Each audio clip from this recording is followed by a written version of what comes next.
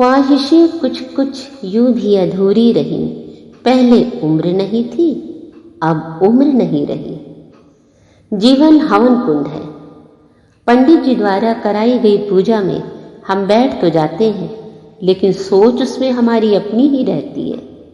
पंडित जी ने हवन में सबको शामिल होने के लिए बुलाया।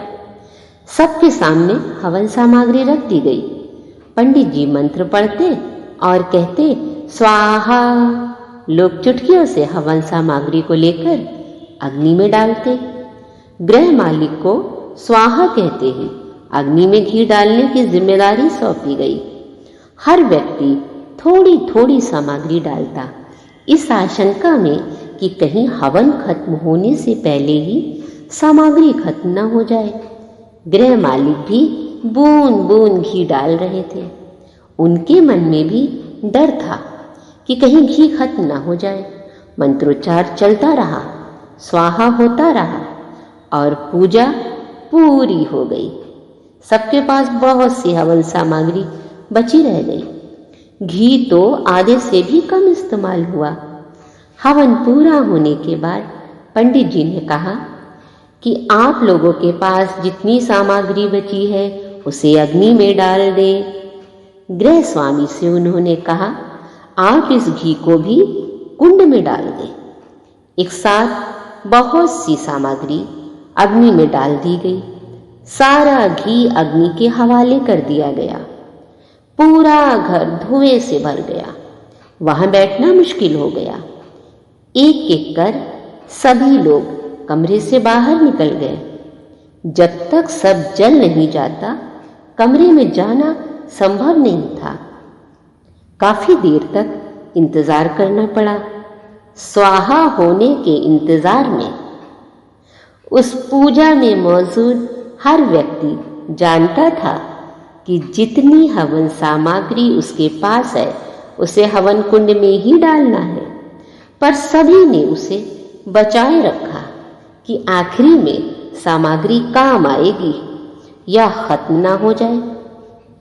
ऐसा ही हम करते हैं, यही हमारी फितरत है।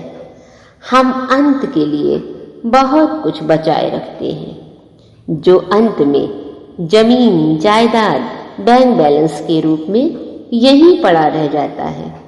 जिंदगी की पूजा खत्म हो जाती है और हवन सामग्री बच जाती है। हम बचाने में इतना खो जाते हैं कि ये भी भूल जाते हैं कि सब कुछ होना हवन कुंड के हवाले ही है। उसे बचाकर क्या करेंगे? बाद में वो सिर्फ धुआं ही होना है। संसार हवन कुंड है और जीवन एक पूजा। एक दिन सब कुछ हवन कुंड में सम्मिलित होना है। अच्छी पूजा वही है जिसमें हवन सामग्री का सही अनुपात में इस्तेमाल हो, ना सामग्री खत्म हो ना सामग्री बची रह जाए। यही है जीवन का सही प्रबंधन। सपनों के चक्कर में जीना भूल जाते हैं और हम आज में जी ही नहीं पाते, सिर्फ कल की सोचते रहते हैं। हम कल के लिए सब कुछ जोड़ते हैं, बहुत कुछ सोचते हैं, जबकि हमें ये पता है कि कल हम उसे हो सकता है उपभोग ना कर पाए। क्यों ना आज ज्यादा से ज्यादा सुख उठा ले।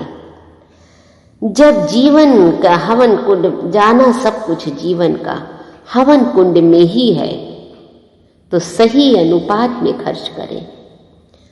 आखिरी में ये मायने नहीं रखता जिंदगी में कितनी सांसें ली, बल्कि ये मायने रखता है कि हमने उन सांसों में कितनी जिंदगी ली।